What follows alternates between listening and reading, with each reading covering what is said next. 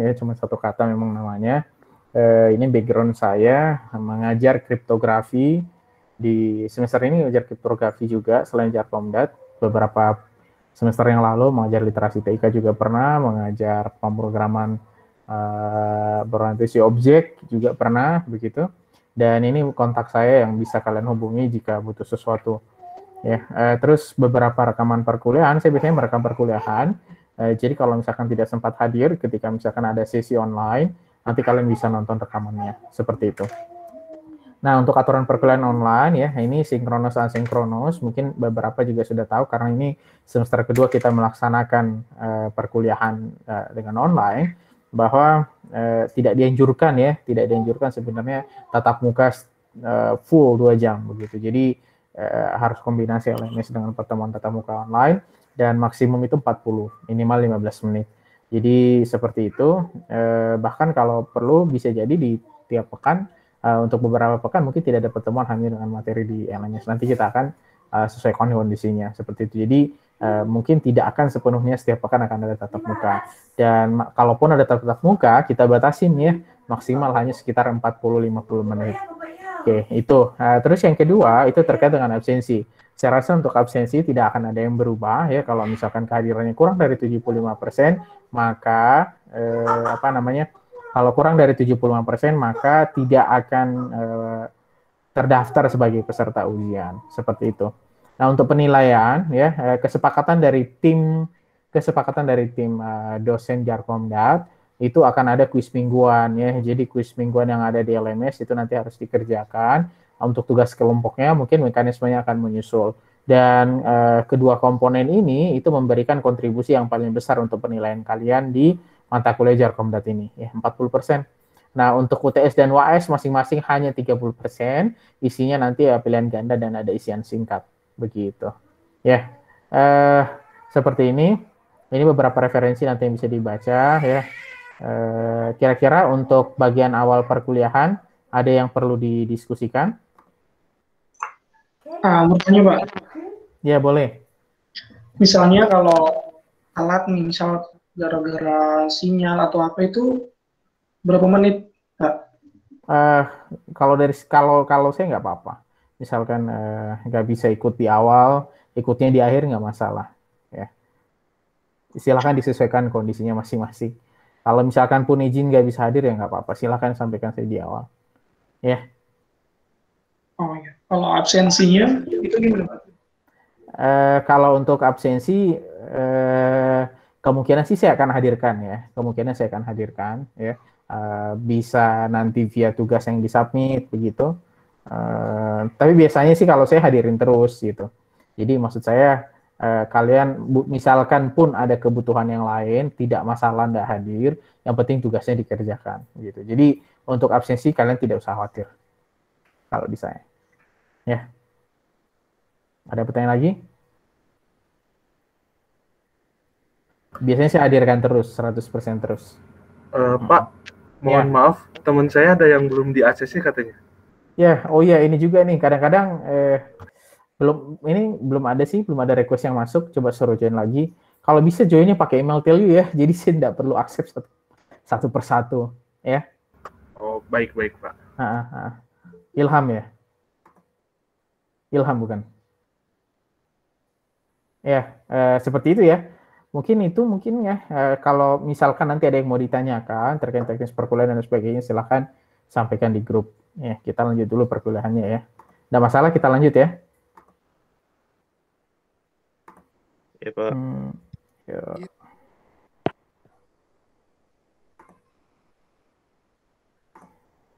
Oke, slide ini sebenarnya sudah ada di mana namanya? Ada di LMS juga, begitu ya. Jadi kalau misalkan butuh review, ya bisa menggunakan yang ada di LMS juga, nggak masalah. Oke, slide-nya muncul ya? Muncul, Pak. Iya, oke. Terima kasih ya. Untuk materi hari ini kita akan pengenalan terlebih dahulu terkait dengan model jaringan ya, pengantar dan pengenalan model jaringan di mata kuliah jaringan komunikasi data pertemuan pertama. Rekan-rekan sekalian, akan ada 3 pembahasan ya akan ada 3 pembahasan yang menjadi topik kita di hari ini. Yang pertama introduction atau pengantarnya, kemudian bagaimana jaringan komunikasi dan data, dan yang ketiga adalah model jaringan, seperti itu. Nah, kalau kita bicara introduction, ada beberapa pengantar di sini. Jadi tidak bisa dipungkiri ya, apalagi mungkin generasi kalian. Mungkin kalau ini kan mungkin rata-rata lahirnya di tahun 2000-an mungkin ya. Itu kan internet sudah ada, ya, internet sudah booming di Indonesia. Artinya kalian lahir pun sudah eranya .com gitu, bubble eranya .com, dan hampir-hampir segala aktivitas kita hari ini itu mau tidak mau itu pasti bersentuhan dengan jaringan. Bahkan kadang-kadang mungkin kita lebih stres kalau tidak dapat paket internet ya daripada kehilangan aktivitas yang lain begitu. Dan ya itulah faktanya ya. Ditambah suasana COVID ya, suasana COVID memaksa kita untuk lebih cepat membuat segala aktivitas kita itu online. Ya, jadi kalau dulu mungkin kalau misalkan di perkantoran budaya WFH itu kan dianggap sebagai bukan budaya yang cocok diterapkan kan begitu, karena dianggapnya orang kerja itu tidak efektif. Tapi gara-gara COVID ya, beberapa perusahaan-perusahaan di luar negeri, perusahaan-perusahaan besar bahkan menghapus kantor mereka sebagian besar dengan tujuan bahwa ternyata bisa kok kita kerja tanpa harus ada di kantor gitu. Yang penting online. Kalau ada yang pernah baca buku The World is Flat, bahwa bumi ini datar ya, bukan bumi sebagai bentuknya datar, bukan, tapi sifatnya datar, bahwa ya orang bisa kerja dari manapun begitu. Mungkin ada juga yang punya rekan-rekan hari ini bisa dapat penghasilan ya karena kerjaannya online. Beberapa teman saya juga remote, jadi dia tidak punya kantor ya, kantornya di rumah ya, tapi semuanya remote. Dan itu menjadi hal yang biasa yang kita alami hari ini karena kita masuk ke internet. Misalkan ya video conference ya, yang kita lakukan sekarang aja, misalkan kita dengan kuliah online seperti ini ya, ini kan konsekuensi. Nah tentu secara teknis ya itu pasti ada tantangannya, ada challenge-nya. Kalau kita sebagai seorang engineer ya di teknik telekomunikasi, yang bisa kita lihat bukan hanya fenomenanya, tapi secara teknis yang bisa kita lihat bahwa wah ternyata dunia dengan user yang makin bertambah, artinya ya kalau dipikir ya, jaringannya pun akan semakin besar, bahkan semakin kompleks begitu. Kalau kita misalkan bicara satu jaringan saja, misalkan seluler ya, sekarang di handphone kita dia bisa connect tuh 3 generasi secara bersamaan, 3G, 2G, 4G misalkan. Kemudian dengan jumlah users yang makin bertambah, makin kompleks lagi. Bahkan nanti mungkin ada 5G. Nah, itu baru kita bicara dari sisi seluler ya, sisi seluler yang di sebelah kanan ini, sebelah kiri atas, itu baru satu hal. Kita belum bicara dengan jumlah yang semakin besar di seluruh dunia. Ya, penetrasi orang mendapatkan internet semakin besar begitu. Nah, tentu makin kompleks lagi jaringan yang ada begitu. Nah, ini kurang lebih perkembangan beberapa data bahwa sudah sampai 4 miliar ya. Ini data di tahun 2015-an, 2016. Saya optimis bahwa data ini jauh lebih besar ya yang ada sekarang daripada yang dimunculkan di slide ini. Kemudian kalau kita bicara di Indonesia ya, penetrasinya itu sampai sekitar 20%, tapi 20%-nya tapi 20%-nya Indonesia itu besar ya, sampai sekitar 53 juta penduduk gitu. Ini data 2016 begitu, data yang terakhir itu bahkan sudah hampir 50% atau sekitar 90-100 juta orang Indonesia itu punya akses internet. Ditambah ya, bahkan di Indonesia kan trennya kadang-kadang satu orang itu punya lebih dari satu nomor telepon ya, nomor telepon. Jadi makanya Indonesia kan itu dilirik ya, kalau dari segi ekonominya besar, user yang bisa digarap dalam tanda kutip juga besar begitu. E-commerce ya, belanja online, di sini data 2016 Indonesia ada di urutan hanya sekitar 27%. National population who bought something online in the past begitu. Tapi kayaknya kalau sekarang ya mungkin di atas 50% kayaknya orang sudah belanja online. Kalau ada yang mungkin di sini ada yang asalnya dari NTB ya. Tahun kemarin saya ke sana, pas saya tanya orang-orang di sini lebih sering belinya online apa beli ke pasar gitu kayak dulu. Terus kata untuk beberapa kasus mereka lebih seringnya beli online. Karena meskipun ongkirnya mahal, ternyata itu masih tetap lebih murah daripada mereka beli ke pasar. Ya, ternyata itu fakta yang menarik ya. Kemudian untuk sosial media, ya, sosial media Indonesia termasuk yang besar ya, besar jumlahnya, makanya hampir-hampir setiap aplikasi-aplikasi sosmed itu mereka punya branch yang khusus untuk menangani pasar di Indonesia. Kemudian waktu yang dihabiskan ya mungkin rata-rata 3 jam, 2 jam mungkin ya minimal kayaknya di Indonesia. Kalau di data 2016 saja ini sekitar 3 jam. Nah, ditambah kalau sekarang kita online ya, saya pun sendiri kadang-kadang merasa bahwa ya waktu saya habis hanya untuk online dari jam 8 pagi sampai jam 5. Mau tidur pun masih yang pegang gadget begitu. Ini IoT di Indonesia nggak begitu banyak sih sebenarnya IoT. Nah, kalau misalkan dia digambarkan dalam bentuk jaringan dan masing-masing titik itu punya IP address, kompleksitasnya mungkin seperti ini. Bahkan lebih kompleks sebenarnya dari ini, begitu ya. Terus itu baru sisi user ya, yang sifatnya manusia. Bagaimana kalau dengan IoT gitu? Kalau IoT itu ibaratnya mungkin setiap titik, setiap barang yang kita punya itu connect dengan internet.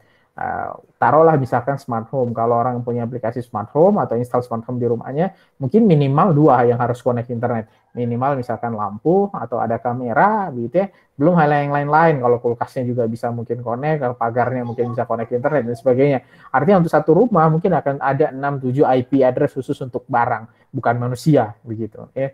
Artinya makin kompleks lagi lah begitu. Nah, sampai-sampai ya, karena dulu sempat diekspektasikan bahwa IP ini tidak akan cukup ya, IP address ini tidak akan cukup untuk dibagi-bagi ya, karena IP versi 4 itu kan jumlahnya terbatas begitu. Akhirnya dimunculkanlah IP versi 6 atau IP 6 begitu, dengan alasan karena jumlahnya ini semakin besar ya, pengalokasian IP address kalau versi 4 tidak cukup, ya sudahlah, mungkin sebagian akan migrasi ke IP versi 6. Seperti itu. Nah, rekan-rekan sekalian, kalau kita bicara soal networking atau jaringan, itu ada beberapa komponennya, ya. Ada komponennya, ada beberapa challenge-nya. Secara sederhana, kita kan menganggap bahwa ketika kita bicara soal internet, berarti kita mengirim data dari satu devices ke devices yang lain. Ya, device misalkan komputer masuk ke jaringan komputer, kemudian kirim data diterima oleh komputer. Kemudian terpisah, ada teknologi yang lain, telepon rumah, yang telepon biasa, konvensional, kemudian dia masuk ke jaringan telepon, dia kirim pesan, kemudian diterima oleh telepon. Kalau bicaranya transmisi yang lebih besar, ya, misalkan broadcast, TV broadcast dan sebagainya, itu juga kirim, ya, dia kirim pesan, dia punya jaringan sendiri. Nah, hari ini kan hampir semuanya diintegrasikan dengan internet. Dulu kalau kita bicaranya orang menelpon, jaringan telepon itu sama sekali terpisah dengan jaringan telepon itu sama sekali terpisah dengan jaringan internet. Tapi hari ini ya kan, hari ini semuanya sudah digabung. Jadi kalau misalkan kita pasang taruhlah IndiHome misalkan di rumah kita, itu kan bisa dipakai buat telepon, bisa dipakai untuk TV, bahkan bisa dipakai untuk data services begitu, atau layanan data. Nah, inilah yang menjadi challenge-nya. Bagaimana mengintegrasikan beberapa teknologi ini, karena ada beberapa juga teknologi yang tradisional yang belum bisa diintegrasikan begitu ya. Jadi kalau kita bicara apa saja elemen yang ada dalam jaringan, yang pertama devices, jadi dia perangkat-perangkat, kemudian kalau medium berarti medianya ya, bagaimana antara satu device connect dengan device yang lain. Kemudian kalau kita bicara kontennya atau messages-nya, itu informasi seperti apa yang mengalir di dalam media tersebut. Nah, yang keempat itu adalah soal rules ya, govern how messages flow across network. Jadi data itu mengalir di dalam suatu jaringan, itu pasti dia punya rules yang berbeda antara satu tipe jaringan dengan tipe jaringan yang lain ya, pasti berbeda-beda begitu ya. Ada standar TCP, kalau VoIP dia pasti protokolnya beda, kalau orang mau video conference pasti beda begitu. Jadi berbeda-beda rules-nya seperti itu. Nah, yang pertama kita akan coba masuk ke bagian network architecture atau bagaimana arsitektur jaringan itu dibangun begitu. Nah, di sini ada kata-kata reliable network ya. Artinya kalau kita bicara reliable network, kita itu tidak bisa memiliki sebenarnya arsitektur yang sempurna. Ya, kita tidak bisa memiliki itu. Karena kalau misalkan kita sebagai seorang engineer, ada banyak hal yang membatasi kita. Contohnya apa? Misalkan kalau saya mau bikin data yang besar, paket yang besar, pasti cost-nya lebih besar kan? Nah, tentu yang kita bisa lakukan adalah melakukan adjustment, penyesuaian. Kira-kira yang paling efektif itu yang seperti apa? Makanya agak susah itu mencari sistem yang sempurna. Atau contoh misalkan memberikan kapasitas seluler. Di beberapa wilayah kapasitas selulernya misalkan itu hanya bisa 100 user misalkan. Kenapa nggak sekalian dibuat 1000 aja misalkan seperti itu? Ya bisa, tapi kan cost-nya akan mahal begitu. Loh, kalau misalkan 100 nanti ada yang keblok gitu misalkan. Ya nggak apa-apa lah kalau keblok 1, 2, 3 kali, yang penting 90% masih terlayani. Artinya di situ ada toleransi. Ya. Nah itulah yang kita lakukan sebagai seorang network engineer. Nah apa saja sih sebenarnya ya kapan dia dikatakan baik atau cukup atau reliable itu setidaknya ada 4. Fault tolerance artinya pasti akan ada kesalahan, pasti akan ada error di sana. Kemudian scalability-nya ya, kemampuan kita untuk expand ya, memperluas, memperbesar jaringan, kemudian QoS, quality of service, dan yang terakhir menjadi faktor yang juga sangat penting hari ini adalah security. Nah, apa itu fault tolerance? Ya, seperti yang disampaikan tadi bahwa kalau kita punya jaringan, kita tidak bisa memiliki jaringan yang sempurna. Mau tidak mau, ya pasti akan ada konsekuensi ketika kita bikin jaringan. Di sini misalkan ya, ada potensi kita punya hardware rusak, ada potensi software kita rusak, kapasitas kita terbatas, misalkan begitu. Ketika ada yang keblok beberapa sesi, mau tidak mau dia mati ya. Nanti dia harus menunggu beberapa sesi ketika kanalnya sudah berkurang, ya kanalnya sudah agak berkurang, baru dia bisa melayani hal yang lain, ya seperti itu. Nah, artinya apa? Kesalahan itu pasti muncul, ya. Kesalahan itu pasti muncul, tugas kita adalah memberikan batasan. Oh, oke lah. Kalau misalkan dia masih bisa melayani 95% atau kalau hardware-nya rusak atau misalkan servernya down, bolehlah, tapi down-nya kalau bisa mungkin hanya 15 menit, tapi itu pun di malam hari di jam istirahat, itu boleh gitu misalkan. Jadi hal yang demikian. Nah, ini kurang lebih bagaimana proses switching, bagaimana proses switching itu terjadi. Apa itu yang masuk dengan proses switching ya? Proses switching itu adalah bagaimana paket itu dikirim dari satu titik ke titik yang lain.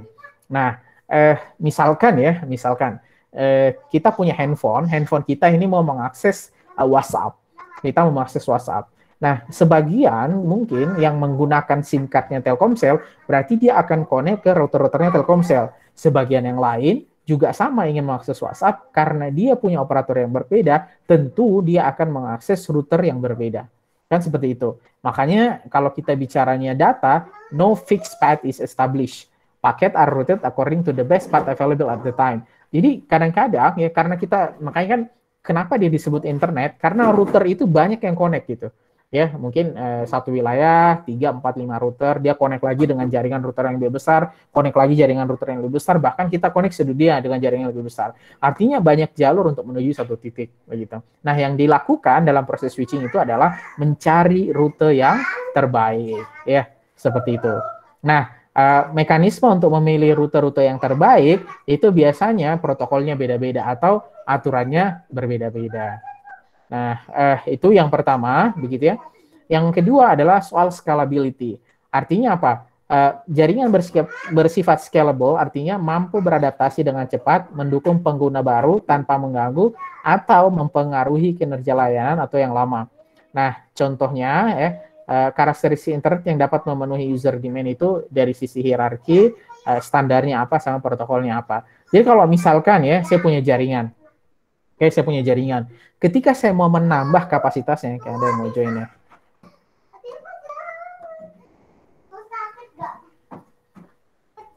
Kalau misalkan saya punya jaringan, kemudian misalkan strukturnya nggak begitu besar. Kemudian di satu waktu, taruhlah misalnya saya install itu di kampus. Yang kampus itu udah populasinya 100 orang. Nah, kemudian ternyata saya memperlebar kampus saya, mahasiswa masuk jadi 1000 orang. Nah, ketika saya menambah jaringan yang baru, apakah saya akan mengganggu jaringan yang lama? Yang bagus adalah ketika kita mendesain jaringan, ketika saya tambah dengan jaringan yang baru, itu tidak mengganggu jaringan yang lama. Ya, ada banyak solusinya. Nah, ini contohnya nih, sifatnya hierarkikal. Jadi kalau misalkan dengan konteks yang lebih besar, bukan level kampus, levelnya ISP, ya misalkan di suatu negara, dia punya beberapa ISP, kemudian taruhlah misalkan ada 2 ISP di Indonesia misalkan ya, ada taruhlah misalkan Bisnet sama Telkom. Nah, kemudian ada muncul ISP yang baru. Ketika munculnya ISP yang baru, apakah bisnis harus mati atau Telkom harus mati? Kan tidak demikian ya. Tidak demikian begitu. Nah, itulah yang menjadi kunci jaringan itu harus scalable. Nah, ini contoh yang lain ya. Misalnya kita lihat di bagian atas, itu ada beberapa, ada tiga ISP yang connect ya, misalkan Verizon, AT&T dan NTT, dan mereka connect dengan backbone. Jadi istilah backbone itu adalah kalau di tubuh manusia kan itu backbone itu tulang belakang ya. Jadi tulang utama di mana tulang-tulang yang lain itu menumpang di situ. Nah, di jaringan internet juga seperti itu. Ada yang disebut dengan jaringan-jaringan backbone. Jaringan-jaringan backbone ini adalah jaringan-jaringan utama di mana beberapa ISP itu connect ke situ. Biasanya lintas negara, ya, itu biasanya menggunakan backbone yang besar. Nah, misalkan ini kondisi yang di atas ya, kondisi pertama. Kemudian, ya, di tier yang pertama, ya kita pindah ke baris yang di bawah sebelah kanan, sebelah kiri, itu muncul ISP yang baru. Nah, artinya dia masuk ke level 2 begitu. Nah, ketika dia masuk ke level 2, kita harus pastikan bahwa semua performance-nya harus masih bisa bekerja begitu, ya. Jadi memastikan bahwa mereka tetap bisa connect. Kemudian ada lagi ISP layer 3 begitu. Jadi bisa jadi antar negara itu dia punya ISP besar, ISP besarnya ini dibagi-bagi lagi ISP-nya menjadi yang kecil-kecil. Nah, itulah yang disebut dengan scalability, ya. Bagian yang ketiga dalam suatu jaringan namanya QoS, Quality of Service. Nah, jadi di sini dikatakan jaringan ya itu membutuhkan mekanisme untuk mengatur lalu lintas jaringan yang macet ya. Ya bolehlah kita sebut macet artinya atau trafficnya penuh ya, atau trafficnya penuh. Nah, kenapa itu bisa terjadi? Karena ini kata kuncinya ada di sini. Bandwidth jaringan adalah ukuran kapasitas jaringan. Artinya apa? Ini seperti jalan tol ya. Ya, kita mengatakan jalan itu lebar ya, berapa mobil yang bisa lewat gitu. Bandwidth juga di sana. Begitu kalau misalkan bandwidth-nya kecil, maka dia tidak akan bisa mengirim data yang besar dalam waktu yang bersamaan. Artinya kita dibatasi oleh kapasitas yang terbatas. Terbatasnya berdasarkan bandwidth. Nah, apa yang terjadi ketika bandwidth-nya itu penuh? Yang ada adalah macet ya. Kalau di tol mungkin mobilnya jadi antri. Nah, kalau di dalam data jaringan disebutnya network congestion. Jadi jaringannya itu penuh begitu. Apa implikasinya? User yang connect mungkin jadi lambat, bahkan agak mengakses ketika mengakses servernya juga no respon begitu. Ya. Nah, apa yang dilakukan ya? Apa salah satu metode yang dilakukan untuk mengatur lalu lintas data ya? Itu ada istilah priority. Ya, prioritinya atau bagaimana kita bisa mengatur dia punya antrian queues ya, queues-nya bagaimana, antriannya bagaimana ini begitu. Misalkan ya dalam satu jaringan itu ada 3 paket data yang masuk, ada yang dari voice over IP ya suara, ada yang data financial transaction, sama ada web page. Nah, si jaringan itu akan membuat prioritasi. Kalau misalkan yang datang adalah suara atau voice over IP, maka dia harus dilewatkan segera. Kalau misalkan financial transaction, dia medium lah. Artinya kalau memang sudah tidak ada high priority, baru kita kirim dia. Ada yang low priority, web page-nya nggak apa-apa lah, ditahan-tahan dikit nggak masalah. Kalau web page gitu, yang penting suaranya itu bisa sampai duluan ke jaringan begitu. Nah, itu yang disebut dengan priority. Nah, mekanisme priority dalam jaringan itu juga banyak macamnya ya, banyak metodenya ya, istilah-istilahnya juga berbeda. Tapi kita jadi tahu bahwa ya karena ini terbatas begitu, karena ini terbatas, bandwidth kita terbatas, maka mau tidak mau harus ada yang dikorbankan begitu untuk prioritas yang lebih. Sama halnya misalkan di tol, meskipun itu macetnya bagaimanapun, ketika datang ambulans, maka semua harus berusaha sama-sama supaya ambulansnya itu bisa lewat terlebih dahulu. Oke, itu bagian yang ketiga. Kalau kita bicara soal network arsitektur. Kemudian yang keempat, ya itu adalah security. Apa itu? Bukan satpam ya. Kalau kita bicaranya security, berarti ada 2 tipe nih. Ada yang disebut network infrastructure security, sama ada information security. Apa yang membedakan? Ya, nanti kita akan lihat. pada prinsipnya keamanan di dalam infrastruktur kita maupun keamanan terhadap informasi yang kita punya itu setidaknya ada 3 hal, disebutnya biasanya dengan triad ya. Triad dalam security apa itu? Confidentiality, kemudian integrity, sama availability. Maksudnya bagaimana begitu ya? Kalau kita bicara confidentiality, kita harus bisa memastikan bahwa ya data ataupun akses itu sifatnya rahasia dan hanya bisa diakses bagi yang memiliki hak untuk akses file tersebut. Contohnya apa? Misalkan data gaji misalkan, kalau kita ilustrasikan di dalam suatu perusahaan, data gaji itu konfidensial. Siapa yang bisa buka? Paling hanya bendahara, HRD mungkin bisa buka. Yang lain itu tidak boleh tahu, misalkan seperti itu. Atau password kita di Gracias misalkan. Apakah orang yang ada di operator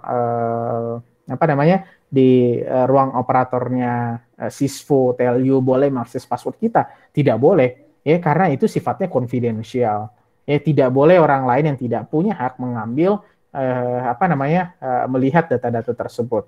Artinya apa? Kalau ada yang tidak punya hak bisa mengakses informasi tersebut atau bisa mengakses suatu layanan, ya, padahal di luar haknya dia, maka itu sudah bermasalah di sisi konfidensial.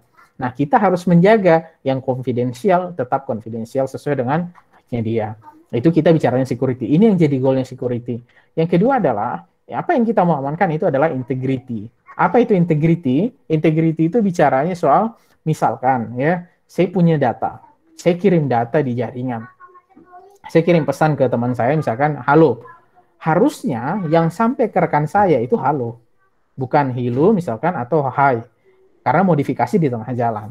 Nah, tugas kita membuat keamanan baik dari sisi informasinya maupun dari sisi jaringannya itu adalah menjaga integrity tersebut. Bahwa memastikan data yang dikirim itu adalah data yang sama ketika itu diterima oleh lawan kita.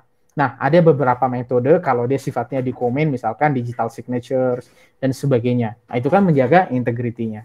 Nah, itu security ya. Tugasnya adalah untuk goal keduanya adalah soal integrity. Nah, yang ketiga itu ketersediaan. Fungsinya security itu memastikan layanan atau service ya atau data yang kita mau akses itu selalu tersedia. Loh, memangnya apakah ada kemungkinan data itu tidak tersedia? Ada. Contoh begini, misalkan Facebook, taruhlah Facebook, Instagram atau TikTok. Di suatu waktu ada yang menyerang aplikasi tersebut, akhirnya servernya down. Ketika servernya down, user kan mau mengakses, tapi sudah tidak bisa user mengakses karena servernya down. Artinya apa? Mereka sudah bermasalah dari sisi availability. Okay? Network arsitektur yang baik, ya, dia aman, ya, atau dia mampu mencegah orang-orang yang mau menyerang dia untuk mengganggu ketersediaannya dia, begitu. Sehingga kita bisa memastikan service kita, misalnya kita penyedia layanan, itu bisa berjalan 24 kali 7, ibaratnya begitu. Selalu tersedia. Nah, apakah ada contoh yang real dekat kita kalau kita bicaranya availability? Contoh lain misalkan begini ya. Misalkan LMS begitu. Hari pertama LMS dipakai ya, ternyata down, misalkan seperti itu. Oh, berarti ada yang masalah itu di availability-nya. Mungkin dia tidak mempersiapkan bagaimana redundansi network-nya, sebagian user connect di jam sekian, sebagian connect di jam sekian, yang satu mengaksesnya server bagian mana, sisi yang lain mengaksesnya server bagian mana, sehingga masing-masing itu tetap terlayani. Jadi jangan sampai servernya itu down, begitu. Nah, ini yang disebut dengan availability. Jadi 3 ini itu yang menjadi kunci dari security, begitu. Nah, apa saja yang perlu dijaga? Network infrastrukturnya, ya, komponen-komponen yang ada di dalam jaringan tersebut. Yang kedua yang harus dijaga adalah sisi kontennya. Kontennya itu apa? Ya, informasi tersebut, ya, data kita. Nah, ini contohnya security is important for how we use a network. Nah, ini penting, misalkan ya, unauthorized transaction, unauthorized use of our communication data can have several consequences. Jadi kalau misalkan orang dia mau lihat dia punya credit card statement, dia kan jadi tahu ya, oh kok ini ada transaksi, siapa nih yang melakukan transaksi saya, siapa nih yang melakukan transaksi, saya tidak pernah merasa melakukan transaksi di situ, kok ini transaksinya tercatat, sepertinya ada transaksi di situ padahal bukan saya. Nah, bisa jadi ya, ada yang bermasalah gitu dari sisi security. bisa jadi mungkin kelalaian kita, misalkan sebagai user, atau jangan-jangan ini memang kelemahan yang ada dari sisi network infrastructure yang kita punya. Ya, seperti itu. Jadi itu 4 aspek yang perlu diperhatikan dalam arsitektur jaringan. Nah, rekan-rekan yang lain, kita masuk ke soal bagaimana jaringan komunikasi dan data. Ini mungkin sudah pernah dibahas ya di mata kuliah awal di teknik telekomunikasi. Kalau kita bicaranya telekomunikasi kan berarti komunikasi pada jarak jauh. Apakah misalkan saya komunikasi dengan samping saya itu dikatakan telekomunikasi? Tidak memenuhi syarat ya dikatakan telekomunikasi. Kalau saya ngomong di samping saya juga mendengarkan tanpa menggunakan media apapun ya, nah itu tidak dianggap sebagai telekomunikasi. Kapan dia dianggap sebagai telekomunikasi? Dia akan dianggap sebagai telekomunikasi ketika jaraknya jauh atau paling tidak dia menggunakan medium. Contoh apa? Orang itu bisa saja di samping saya, tapi ketika saya kirim WhatsApp ke dia, ya itu tetap dianggapnya telekomunikasi. Kenapa? Ya orangnya mungkin dekat, tapi jaringan yang dilalui oleh data saya yang saya kirim menggunakan WhatsApp itu menggunakan arsitektur yang jauh sekali. Ya bisa jadi kalau misalkan servernya ada di Amerika, berarti WhatsApp saya kirim pesan itu, dia akan terkirim dulu ke Amerika. Ini baru dikirim ke handphone yang ada di samping saya, misalnya seperti itu. Itu masuknya juga telekomunikasi. Jadi komunikasi data adalah pertukaran data antara dua perangkat melalui berbagai bentuk transmisi, misalkan kabel wire dan sebagainya.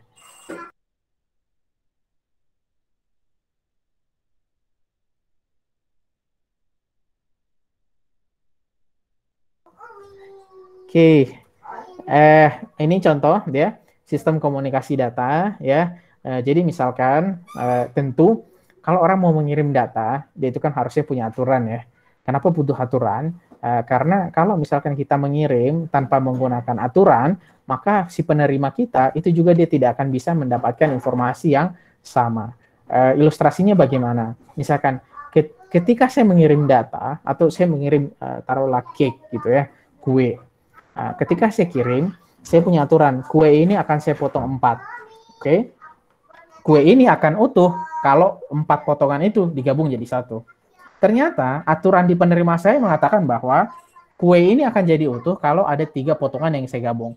Nah, artinya kalau misalkan yang satu protokolnya itu dia kirimnya harus digabung jadi 4, ternyata di penerima harus digabung 3, maka dia tidak akan, si penerima itu tidak akan mendapatkan kue yang utuh begitu ya. Jadi itulah alasan kenapa kita butuh rules. Nah, OSI layer dan lain sebagainya itu bicaranya soal data dikirim itu harusnya juga diformat dengan data yang sama ketika diterima ya, seperti itu. Nah, kalau kita bicara data flow atau aliran data, ini juga review ya, pasti sudah pernah dibahas di mata kuliah sebelumnya. Ada yang disebut dengan simplex ya, ketika kirim data. Ketika si kirim data hanya bisanya satu arah, itu disebutnya simplex. Kalau dalam konteks yang lain di luar jaringan data, misalkan kayak TV ya, dari server masuk ke TV, orang nggak bisa ngomong ke TV kemudian sampai ke server, nggak bisa. Nah, itu data satu arah begitu. Kemudian ada yang disebut dengan simplex ya. Apa itu simplex? Dia bisa mengirim 2 arah, tapi tidak boleh di dalam waktu yang bersamaan. Mereka harus bergantian.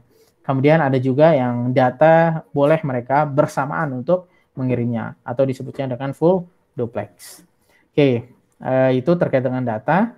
Nah, terkait dengan jaringan ya, kalau kita bicaranya kalau kita bicaranya jaringan, kumpulan node ya, kumpulan node. Jadi node itu ibarat kata ibarat kata router begitu ya. Nah, ketika kita terhubung dari satu router ke router yang lain, dari satu device ke device yang lain, itu kan membentuk suatu jaringan ya. Nah, bisa jadi mediumnya beda-beda di sini katakan. Bisa jadi antara satu node dengan node yang lain mungkin pakai kabel, ada yang pakai elektromagnetik, ada yang pakainya gelombang optik atau serat optik ataupun media yang lain gitu yang intinya bisa membawa sinyal.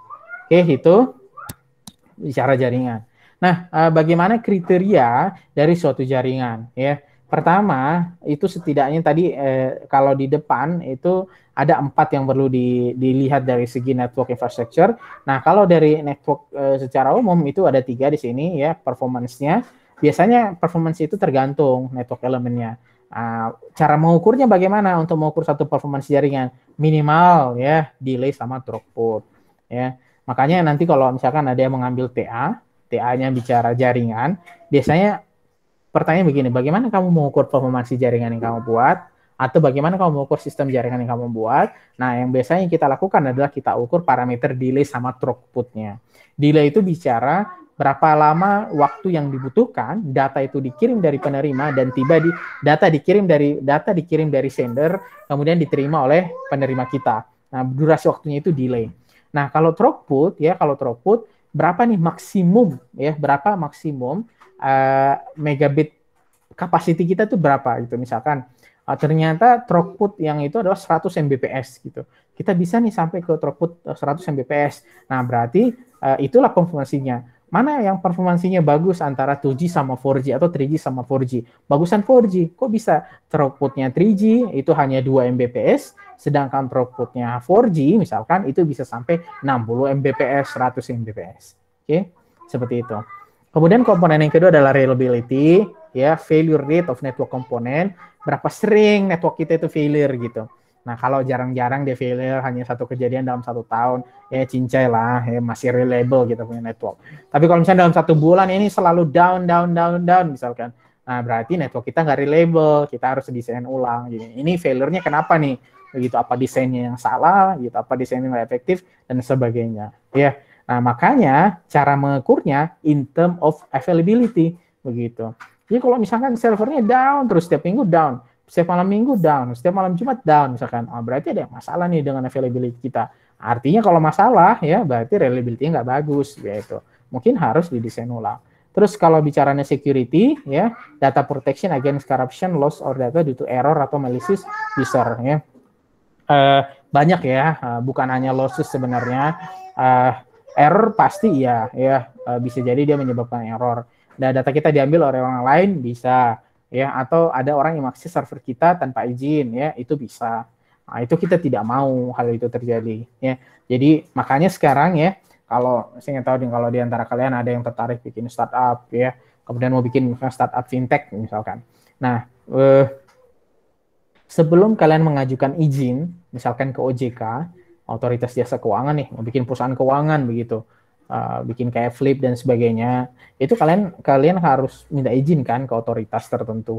Nah, untuk mendapatkan izin itu sistem yang kalian punya itu harus ditesting dulu security-nya. Karena kalau misalkan ada kendala atau tidak memenuhi standar security yang diterapkan para otoritas, maka kalian tidak akan diberikan izin. Seperti itu.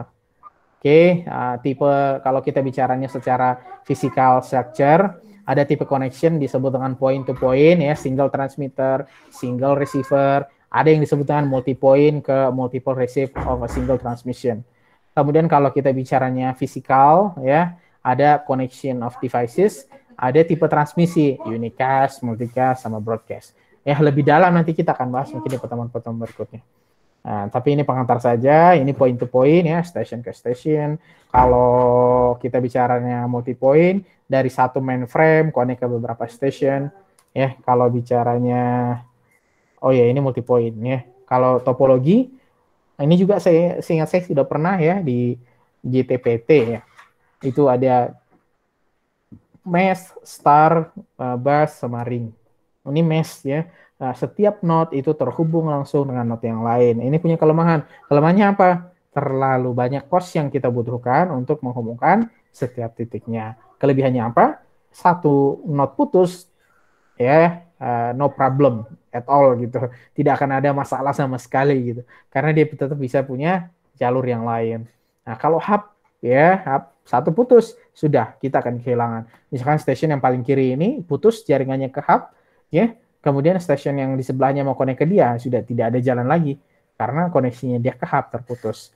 Nah, ini yang disebut dengan topologi star, atau centralized jadi dipusatkan, centralized.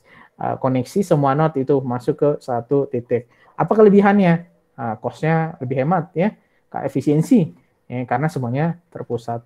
Tapi tadi, kekurangannya apa? Satu putus, dia tidak akan bisa dihubungi sama sekali. Kalau bus, modelnya seperti ini.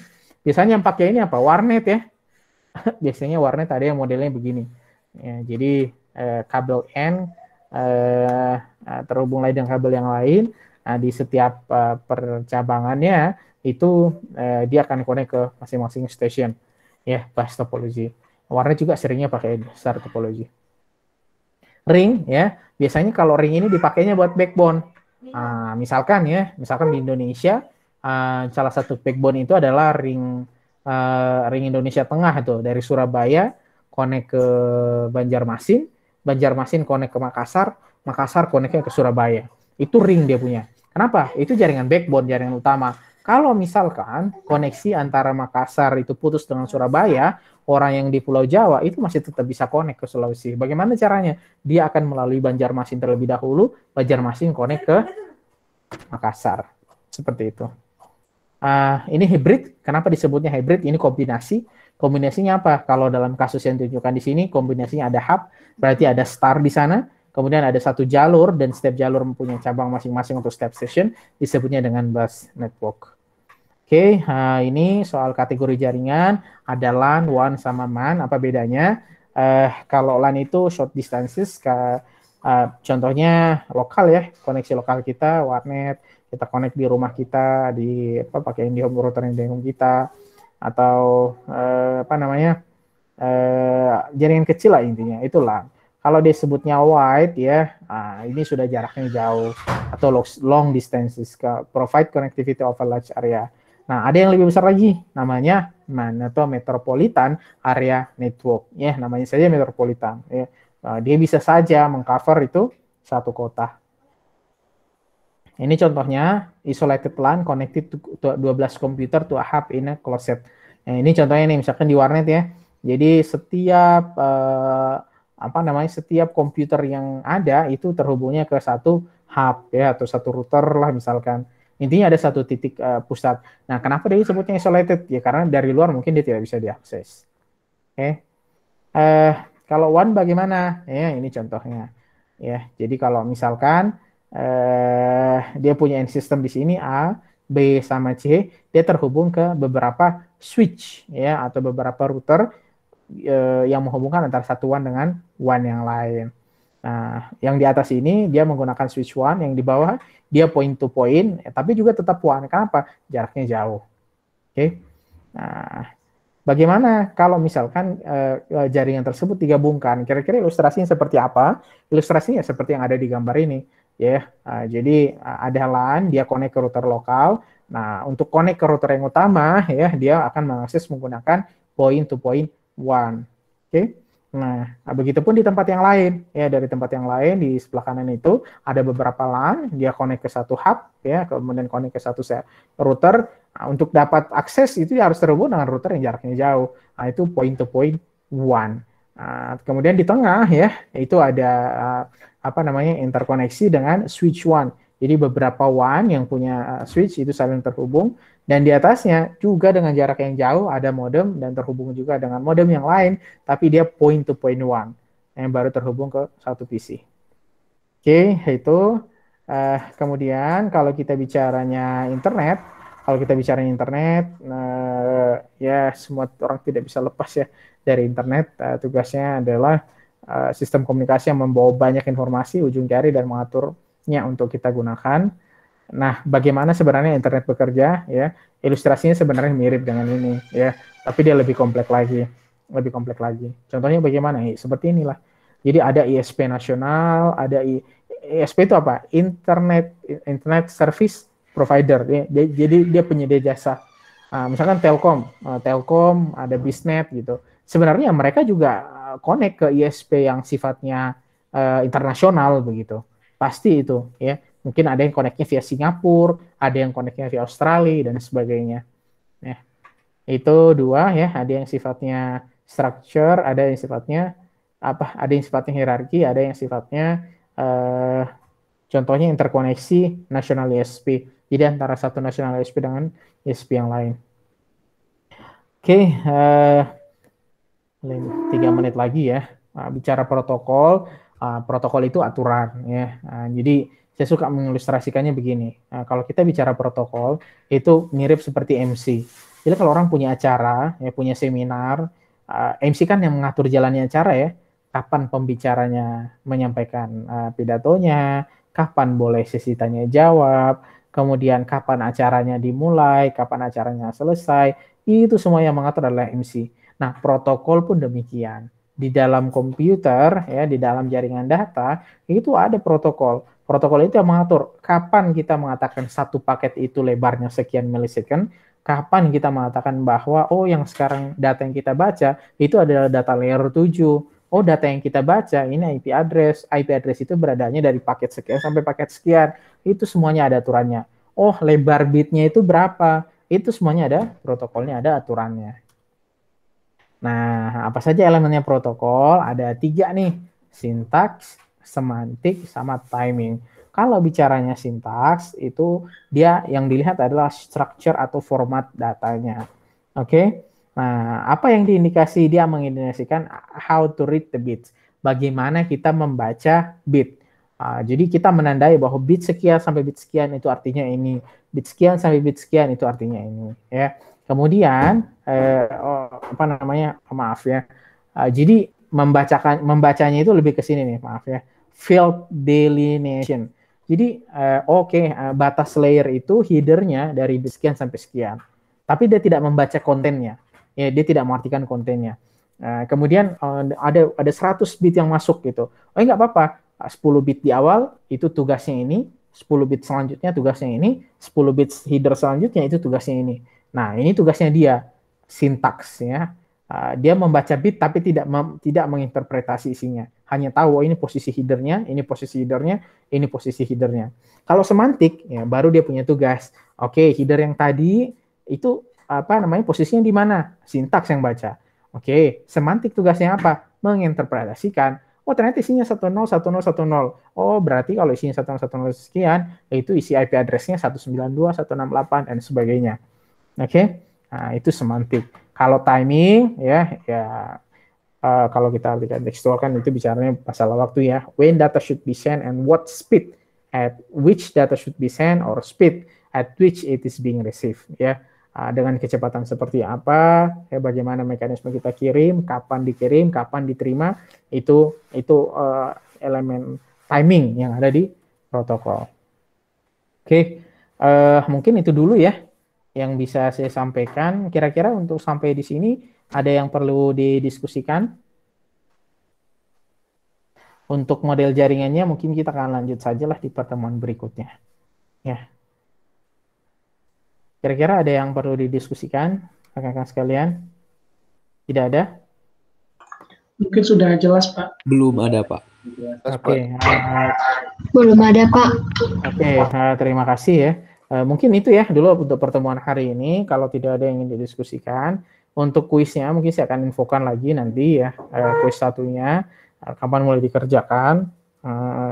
Karena saya belum setup, kuisnya sih sudah ada ya. Saya nggak tahu apa kalian udah bisa akses apa belum. Cuma saya harus setup dulu ya. Untuk pengerjaannya kapan dan dari kapan sampai kapannya begitu. Oke, mungkin itu dulu ya untuk pertemuan hari ini. Terima kasih rekan-rekan sekalian untuk perhatiannya. Oh iya, silakan. Izin tanya, Pak. Ya, silakan. Rekamannya dikirim kemana ya, Pak? Nanti saya kasih tahu linknya ya. Ini kan dia masuk ke Google Drive saya, harus saya download dulu. Mungkin sebagian harus saya potong dulu, nanti saya sampaikan. Ya. Baik, Pak. Terima kasih, Pak. Oke, makasih semuanya ya. Mungkin itu dulu pertemuannya ya. Saya akhiri pertemuan hari ini. Sampai jumpa di pertemuan pekan depan. Ya, saya akhiri. Assalamualaikum warahmatullahi wabarakatuh. Selamat siang. Terima kasih, Pak. Waalaikumsalam. Terima kasih, Bapak. Izin Makasih ya, Bapak. Izin live, Pak.